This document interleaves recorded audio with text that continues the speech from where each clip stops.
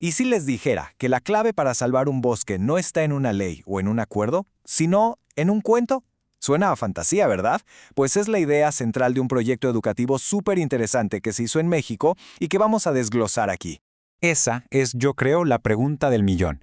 Porque una cosa es memorizar nombres de especies y otra muy distinta es sentir una conexión real, una que te mueva a hacer algo. Y bueno, este proyecto tiene una respuesta bastante sorprendente: hacer que los niños se conviertan en los contadores de esa historia. Justo así. Vamos a ver a fondo cómo un grupo de alumnos de primaria le entró a un problema real, o sea, la protección de su entorno. Y lo resolvieron no con ecuaciones, sino con pura imaginación. Usaron la creatividad como su principal herramienta. Ok, nuestro recorrido va a seguir este viaje en 4 etapas. Primero, cómo nació la misión. Luego, cómo pasaron de las dudas al saber. Después, cómo crearon su solución. Y al final, qué impacto tuvo su historia. A ver, toda gran aventura necesita una chispa, ¿no? Algo que te atrape y te haga decir, órale, va, vamos a ver cómo fue que se prendió esa mecha para empezar este viaje. Y aquí está, digamos, el cerebro detrás de todo. Lo que me parece fascinante de este esquema es que demuestra que esto no fue nomás una clase de manualidades. Para nada. Era un plan educativo súper sólido que mezclaba ética, ciencias naturales, lenguaje y pensamiento crítico. Los objetivos de aprendizaje estaban clarísimos desde el principio. Para organizar esta aventura, se usó una metodología de 6 momentos. Piénsenlo como una especie de mapa del tesoro. Esta hoja de ruta fue llevando a los estudiantes paso a pasito, desde que se toparon con el problema hasta que analizaron sus propias soluciones. Es literal, una guía para construir el conocimiento. Y aquí está la chispa. El momento 1 no fue un discurso aburrido, fue un gancho directo al corazón. Se les leyó un pedacito de una historia sobre un bosque en peligro y se les pidió que ellos escribieran el final. Así, de entrada ya eran parte de la historia, incluso antes de empezar a investigar. Muy bien, ya con esa curiosidad a tope, había que darle una base sólida. Tocaba convertir esa emoción en conocimiento real. Esta es la fase de investigación donde las preguntas empiezan a tener respuestas. Este fue el primer gran concepto que tuvieron que entender. Para poder atacar el problema, primero tenían que dimensionar qué estaba en riesgo. Esto les enseñó que México no es nomás un país con mucha naturaleza, sino que es un guardián de la biodiversidad de todo el planeta. Una responsabilidad enorme, la verdad. Y ojo aquí, porque este es el punto que lo cambia todo. Es algo que muchas veces se nos olvida en la educación ambiental. El proyecto no se quedó solo en la biología, sino que se metió de lleno en la conexión humana con la naturaleza. Este concepto, el de práctica biocultural, fue clave para que entendieran que proteger el ambiente también es proteger nuestra propia cultura. Esta lista nos muestra qué tan a fondo se fueron en los momentos 2 y 3. No se quedaron en la superficie, ¿eh? Se pusieron a analizar desde mapas del clima hasta expresiones artísticas como la danza del venado y hasta conceptos económicos más complejos.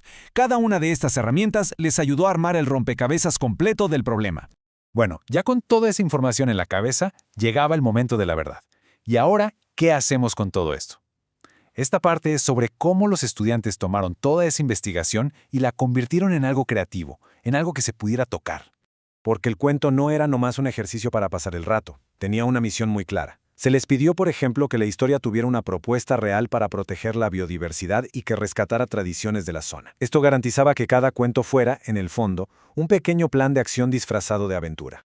Y para lograrlo, se tuvieron que poner en modo escritor profesional.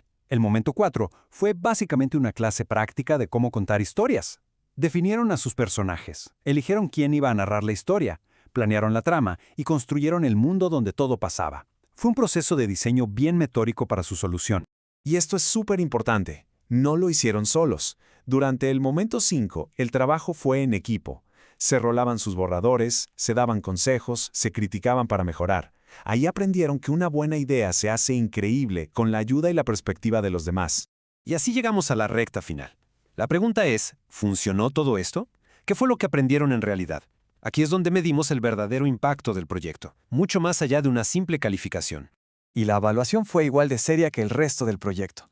No se trataba de ver qué cuento era el más bonito, sino de medir si de verdad habían entendido los conceptos. Los criterios iban desde saber leer un mapa hasta poder proponer acciones para un desarrollo sostenible. El aprendizaje tenía que ser evidente. Al final, después de toda esa investigación, de tanto análisis y trabajo en equipo, todo se concentró en esto: un único producto, un solo cuento, pero un cuento diseñado con un propósito gigante: ser una herramienta para proteger nuestro mundo. Un resultado súper poderoso y enfocado. Con el momento 6, el círculo se cierra. No era suficiente con entregar el trabajo y ya. El proyecto terminó con una reflexión en grupo, donde analizaron las soluciones que ellos mismos habían inventado. Este es el paso de la metacognición, ese momento donde el aprendizaje de verdad se te queda grabado. Y esta es la gran lección de todo esto. Lo que este caso nos enseña es que aprender puede ser muchísimo más que solo acumular datos. Se puede convertir en una misión con un propósito de verdad, donde una simple historia se llena de significado y se vuelve un escudo para proteger a la naturaleza. Y pues nos vamos con esta idea para darle vueltas. Este proyecto parece sugerir que con saber no basta, que quizás el verdadero poder para resolver los problemones de nuestro tiempo está en nuestra capacidad de tomar ese conocimiento y darle una forma nueva, una forma que inspire, una forma humana, como la de un cuento.